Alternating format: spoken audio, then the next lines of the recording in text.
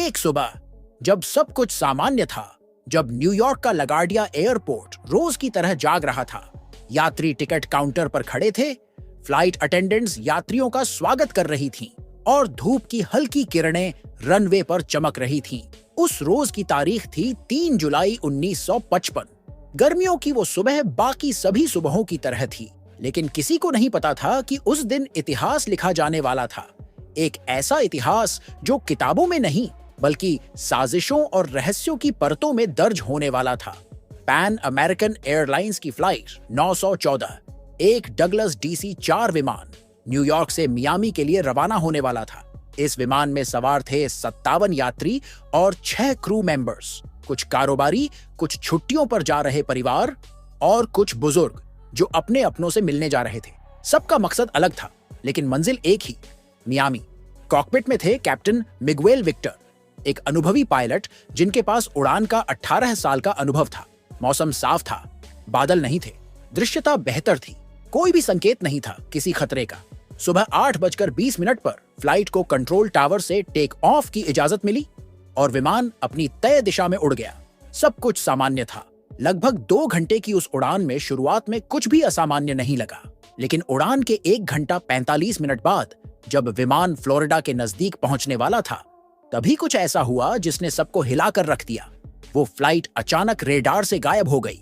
ना कोई SOS signal, ना कोई कॉल, ना कोई अलर्ट। एयर ट्रैफिक कंट्रोल ने बार बार संपर्क करने की कोशिश की, लेकिन कोई जवाब नहीं मिला।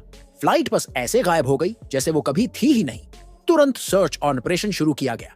कोस्ट गार्ड, नेवी, हेलीकॉप्टर, जहाज, सबको लगाया गया। हर संभावना की जांच की गई, लेकिन कोई मलबा, कोई सुराग नहीं मिला। कुछ दिन बाद फ्लाइट को आधिकारिक तौर पर लापता घोषित कर दिया गया। अखबारों की सुर्खियां बनी, a modern mystery over the American sky. सरकार ने केस बंद कर दिया और फाइल पर लिख दिया गया, प्रिज्यूम्ड क्रैश, नो सर्वाइवर्स। फिर वक्त बीता, साल, दशक, लोग आगे बढ़ गए, लेकिन कुछ परिवारों की उम्मीद कभी नहीं टूटी। और फिर हुआ कुछ ऐसा जिसने इस कहानी को एक कल्पना से कहीं ज्यादा बना दिया। 9 सितंबर 1992, वेनेजुएला के काराकस शहर का सिमोन बोलिवर इंटरनेशनल एयरपोर्ट। सुबह का वक्त, सब सामान्य चल रहा था, लेकिन फिर कंट्रोल टावर की रडार स्क्रीन पर एक अजीब सा संकेत दिखाई दिया। एक विमान जो किसी भी एयरलाइन रिकॉर्ड में नहीं था। उसकी हेडिंग, स्पीड और एटीट्यूड सब कुछ पुराने जमाने के किसी प्लेन जैसा था। जब कंट्रोल रूम ने उस विमान से संपर्क किया तो जो जवाब मिला वो कल्पना और वास्तविकता के बीच की दीवार को तोड़ने जैसा था। यह पैन अमेरिकन फ्लाइट 914 है।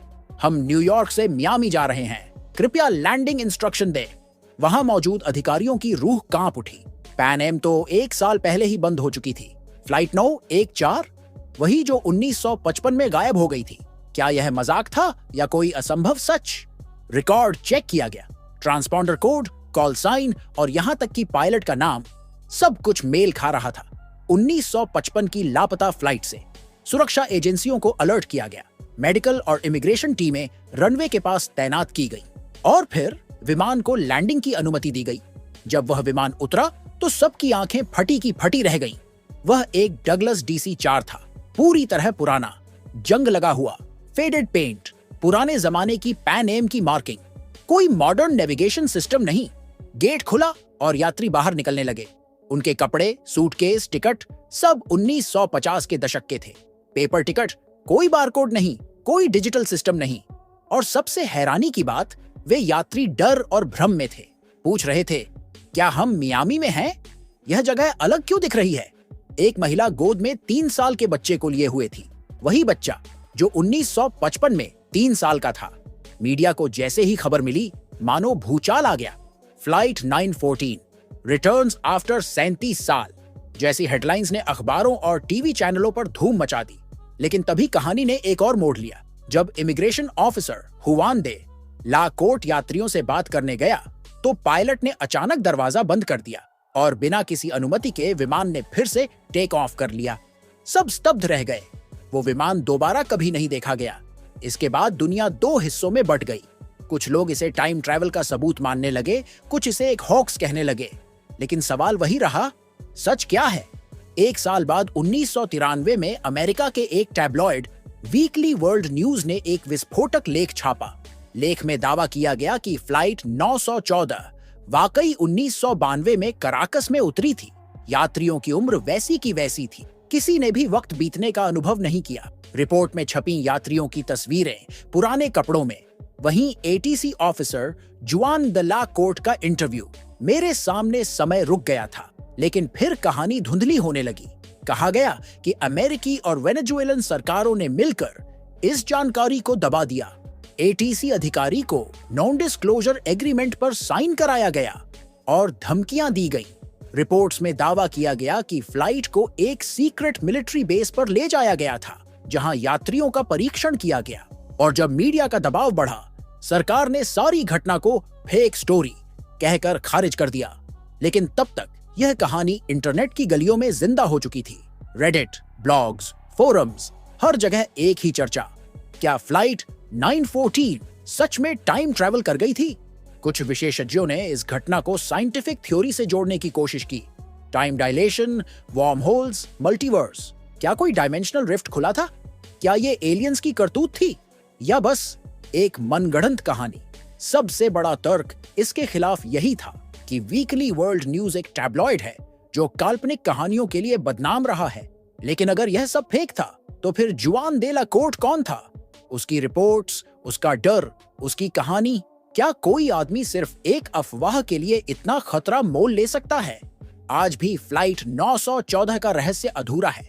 ना तो कोई पक्का सबूत है, ना ही कोई निर्णायक खंडन। यह कहानी बार बार वायरल होती है। नए नए यूट्यूब चैनल्स, डॉक्यूमेंट्रीज और लेखों में दोहराई जाती है। शायद यह एक मनगढ़ंत कथा है, शायद नहीं, लेकिन इसका असर इस बात में है कि यह सवाल उठाती है, क्या समय वैसा है जैसा हम सोचते हैं? क्या हमारे आसपास ऐसे रहस्य हैं जिनकी परतें हम छू तक नहीं पाए? कभी कभी हम सोचते हैं कि विज्ञान सब कुछ जान चुका है, लेकिन फिर ऐसी कहानियां सामने आती हैं जो हमें बताते हैं कि शायद हमारा ज्ञान अभी अधूरा है। और जब तक कोई अंतिम जवाब नहीं मिलता, तब तक फ्लाइट 914 हमारी जिज्ञासा की उड़ान में उड़ती रहेगी।